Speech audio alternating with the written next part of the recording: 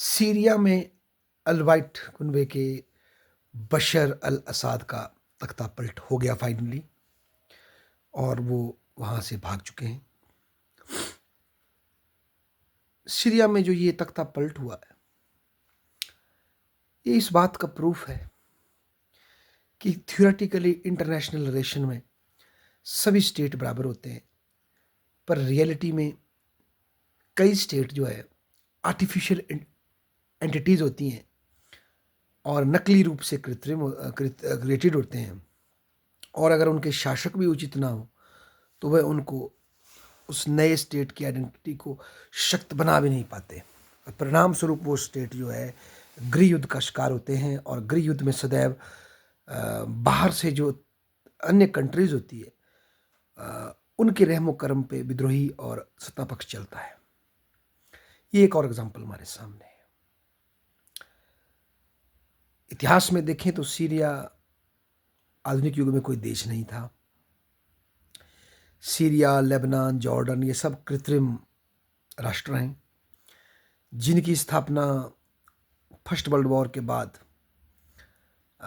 औपनिवेशिक शक्तियों ने अपनी सुविधा अनुसार की थी, और बंटवारा भी अपनी सुविधा अनुसार किया था ताकि इन पर नियंत्रण में रखा जा सके, और बाद में भविष्य में आने वाली तेल की वेल्थ पर भी यहाँ नियंत्रण इस प्रकार से रखा गया।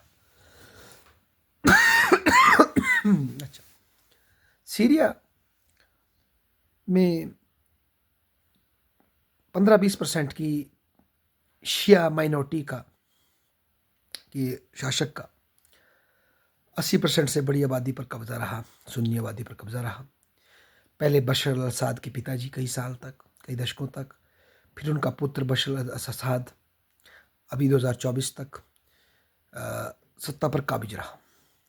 और क्योंकि डेमोक्रेसी तो थी नहीं, तो इलेक्शन की कोई व्यवस्था नहीं थी और रजीम तानाशाही थी, तो ऐसे में वहाँ की जेलों में असंख्य लोगों को, निरीह लोगों को मौत के घाट उतार दिया गया असाद के सपोर्टर्स के द्वारा।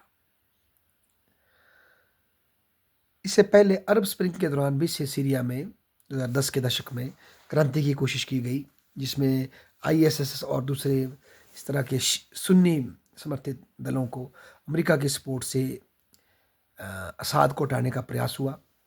हालांकि उसमें भी रशिया ने, ईरान ने असाद को पुनः विजय कराने की कोशिश की। उस सिविल वॉर में लाखों लोग मरे, कई लोग वहाँ से पलायन कर गए, ज़्यादा लोग, और सीरिया एक काफ़ी समृद्ध देश उजड़ गया, बर्बाद हो गया। और अब फाइनली 8-10 सालों के अंतराल के बाद जो है फाइनली सीरिया का जो शासक है वो अपदस्थ हो चुका है। आपकी जानकारी के लिए मैं बताऊं, अगर सीरिया का आप मैप देखोगे तो इसके उत्तर में जो टर्की है, टर्की के बॉर्डर में कर्द रहते हैं। कर्द एक ऐसी नस्ल है जिसका अपना कोई देश वेस्ट एशिया में नहीं है, पर बड़ी सशक्त नस्ल रही है।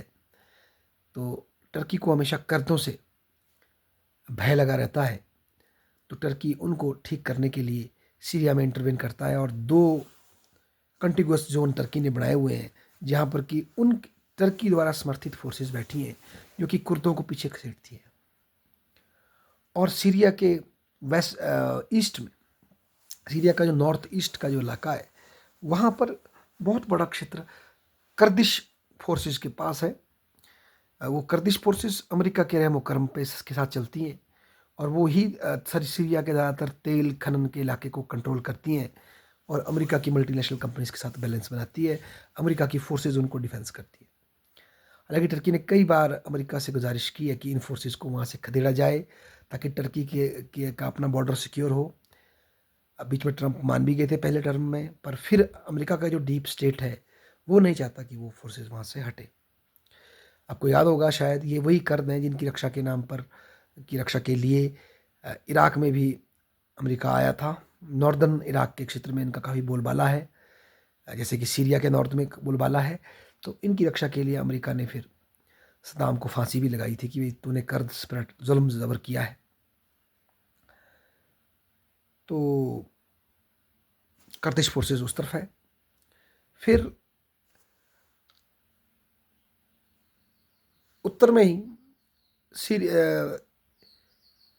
टर्की के द्वारा क्रिएटेड लिबरेटेड सीरियन जोन में के अतिरिक्त उससे आगे आईएसएस से आईएसएस से अब अलग हुई एक संस्था जिसको एचटीएस कहा जाता है।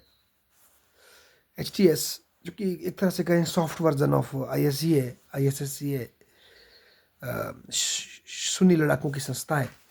वो नॉर्थ से अटैक करती है और अलीपो जो शहर, जो नॉर्थ में बड़ा शहर है असाद का, उसको छीनने का प्रयास करती है। इसके अतिरिक्त दक्षिण में अगर हम देखें तो सीरिया का सपोर्ट लेबनान में है जो कि हिजबुल्ला करता है। पर हिजबुल्ला ने हाल ही में जो पंगा इजराइल से लिया और इजराइल ने जो उसकी पिटाई की, उसके बाद हिजबुल्ला भी वीक पड़ गया था। और साथ में ईरान भी अपनी मिलिट्री सहयोग देता है इधर सीरिया की शिया रजीम को बचाने में, और रशिया भी दे रहा है सपोर्ट असाद की रजीम को, ताकि रशिया का इस इलाके पे होल्ड रहे। साथ साथ रशिया को जो वार्म वाटर पोर्ट चाहिए नीचे, वहाँ भी हेल्प मिलेगी। पर बहुत समय से सीरिया का 30-40% क्षेत्र जो है इन लड़ाकों के पास था, चाहे फिर वो नॉर्थ ईस्ट में हमारे कुर्द अलायंस हो, बिल्कुल एक्सट्रीम नॉर्थ में दो टर्की द्वारा सपोर्टेड लिबरेटेड जोन हो सीरिया के, और उससे नीचे फिर ये आईएसएस का रूपांतरित एचटीएस था। पर इन कुछ दिनों में इन सब ने इकट्ठे होकर के इस तरह से अटैक बोला कि आज असाद ही का पूरा इलाका ही छूट गया उसके हाथ से, और असाद वहाँ से भाग चुके हैं। उसकी मिलिशिया भी टूट गई है, आर्मी भाग चुकी है, और पूरी सिटीज़ पर अब जो है इन फोर्सेस का कब्जा हो चुका है। और जो मेन इसमें जो वेस्टर्न मीडिया जिसको प्ले कर रहा है वो आईएसएस समर्थित, आईएसएस रूपांतरित एचटीएस है, जो कि अब पूरे उसमें कब्जा कर रहा है। हालांकि अभी भी नॉर्दर्न इलाके में कुर्द्स का कब्जा रहेगा, ऊपर टर्की समर्थन रहेगा, साउथ में अमेरिका के कुछ सपोर्टर रहेंगे। पर इसके बावजूद जो है नंदलेस एचटीएस को ज़्यादा प्ले किया जा रहा है कि ये अब नया शासक बनेंगे सीरिया के।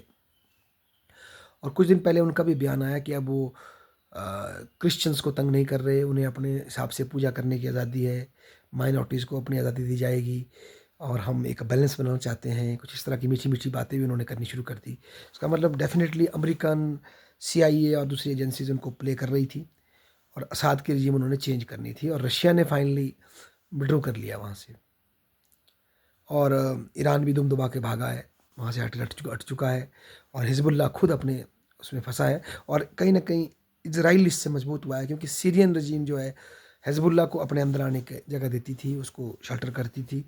अब सीरिया में जो सत्ता पलट हुआ है, तो अब हिजबुल्ला को वहाँ कोई ज़्यादा समर्थक नहीं मिलेगा, शिया लड़ाकों को कोई ज़्यादा हेल्प नहीं मिलेगी, और ईरान के लिए भी फिजिकली मूव करना, बाया सीरिया ईरान लेबनान पहुँचता था। अब सीरिया का इलाका अगर हॉस्टाइल हो जाएगा तो ईरान की सेनाओं को गुप्त तरीके से लेबनान पहुंचना और इराक लेबनान पहुंच कर हिजबुल्ला की मदद करना ईरान के खिलाफ, इजराइल के खिलाफ संभव नहीं हो पाएगा, क्योंकि नीचे नीचे लेबनान है, लेबनान के नीचे इधर दूसरी जो कंट्रीज़ हैं वो ट्रेसपासिंग नहीं देगी, तो सीरिया के थ्रू ये सब हो पाता था। तो अब ये मुश्किल हो जाएगा। जॉर्डन भी आने नहीं देगा अपनी बाउंड्री से, नहीं तो जॉर्डन युद्ध में खींच जाएगा। तो इन सब कारणों से आज वेस्ट एशिया में पावर डायनामिक्स में परिवर्तन आया है। ईरान जो कि बहुत पावरफुल हो गया था, उसको सेटबैक लगा है, उसकी समर्थित एक अनपॉपुलर रजीम जो है वो गिर गई है, और सऊदी अरेबिया मनी मन और टर्की मनी मन प्रसन्न है, क्योंकि उनकी स्ट्रेंथ वहाँ पर बार्गेनिंग चिप पड़ी है, और ईरान को सेटबैक लगा है। और मुझे लगता है कहीं ना कहीं रशिया ने भी, मतलब रशिया को यूक्रेन फ्रंट खुलने की वजह से ज़्यादा यूक्रेन में फोकस करना पड़ रहा है, या हो सकता है कोई निगोशिएशन अमेरिका के साथ ली गई होगी कि भाई आप इसको छोड़िए और ऊपर अपना यूक्रेन को सिक्योर कीजिए, हम आपसे समझौते के लिए तैयार हैं। तब रशिया ने कोई समझौता किया हो। तो नॉनदलेस ये हमको फिर से ये दिखाता है कि इंटरनेशनल रिलेशन में थ्योरेटिकली देश बराबर हों, पर प्रैक्टिकली देश बराबर नहीं होते, उनकी हिस्टोरिकल बैकग्राउंड, उनके आइडेंटिटी कितनी स्ट्रांग है, उनके अंदर कितना डिवीज़न है, ये सब चीज़ें किसी देश के भविष्य को तय करती हैं। और सीरिया का जो हश्र हम आज देख रहे हैं, इसे दिखाई दे रहा है। और सीरिया में पीस की संभावना भी इतनी सरल नहीं लग रही है, क्योंकि कुर्दिश लड़ाके अपना खितर नहीं छोड़ेंगे। और ये जो HTS है वो चाहेगा कि एक छत्रराज उसका सीरिया पे हो। नॉर्थ में टर्की टर्की बड़ा प्लेयर है जो कि सीरिया में अपना इंटरेस्ट रखना चाहता है, ताकि कुर्द सेपरेटिस्ट आइडेंटिटी उसके टेरिटरी में दिक्कत ना करे। तो ऐसे में कोई आने वाला समय बड़ा अच्छा है नहीं। मतलब सीरिया में क्या प्ले आउट होगा ये तो वक्त ही बताएगा। पर परिवर्तन हमारे सामने है। धन्यवाद।